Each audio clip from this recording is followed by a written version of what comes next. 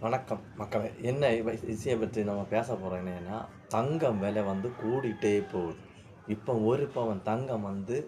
1,00,000. அதுக்கு காரணம் என்னன்னு தெரியுமா? நம்ம வரி கட்ட இதனாலே இல்ல.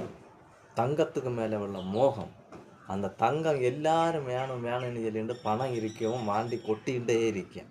அந்த காரணத்தினால தான் தங்கம் விலை கூடுது. பாவப்பட்டவர்களுக்கு நீ தங்கம் வாங்கலைன்னா முடியாது. காரணம் என்னன்னா, தங்கம் விலை பணக்காரனுக்கு தான் கூடும். காரணம் என்னன்னா, பணம் இருக்கவும் வாண்டி வாண்டியே கூட்டுவான்.